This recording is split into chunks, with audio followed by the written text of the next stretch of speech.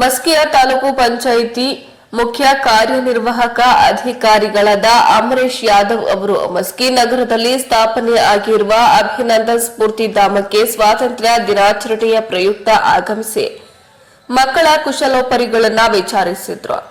ಅಭಿನಂದನ್ ಸ್ಫೂರ್ತಿ ಧಾಮಕ್ಕೆ ಭೇಟಿ ನೀಡಿದ ಅಮರೇಶ್ ಯಾದವ್ ಅವರು ಮಕ್ಕಳಿಗೆ ಸ್ವಾತಂತ್ರ್ಯ ದಿನಾಚರಣೆಯ ಪ್ರಯುಕ್ತ ಸಿಹಿಯನ್ನ ತಿನ್ನಿಸಿ ಶುಭಾಶಯ ಕೋರಿದ್ರು. ನಂತರ ಮಕ್ಕಳನ್ನ ಉದ್ದೇಶಿಸಿ ಮಾತನಾಡಿದ್ದ ಅವರು ತಾವು ತಮ್ಮ ವಿದ್ಯಾರ್ಥಿ ಜೀವನದಲ್ಲಿ ಕಳೆದ ದಿನಗಳನ್ನ ನೆನೆಯುತ್ತಾ ಮಕ್ಕಳಿಗೆ ಶಿಕ್ಷಣದ ಮಹತ್ವದ ಕುರಿತು ಸಂದೇಶ ನೀಡಿದ್ರು. ಹಾಗೆಯೇ ತಾವು ತಮ್ಮ ಬಡತನದ ಅನುಭವವನ್ನ ಹಂಚಿಕೊಳ್ಳುತ್ತಾ ಬಡತನದಿಂದ ಹೇಗೆ ಹೊರಬರಬೇಕು ಎನ್ನುವ ಪರಿಯನ್ನ ಮಕ್ಕಳಿಗೆ ತಿಳಿಸಿದ್ರು.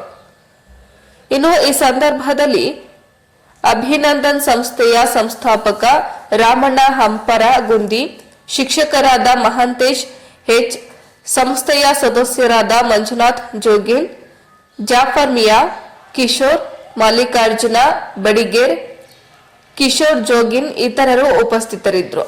ವರದಿ ವಿರೂಪಾಕ್ಷಯ್ಯ, ಸ್ವಾಮಿ ಸಾಲಿಮಠ, ಅಂತರಗಂಗೆ, ಮಸ್ಕಿ.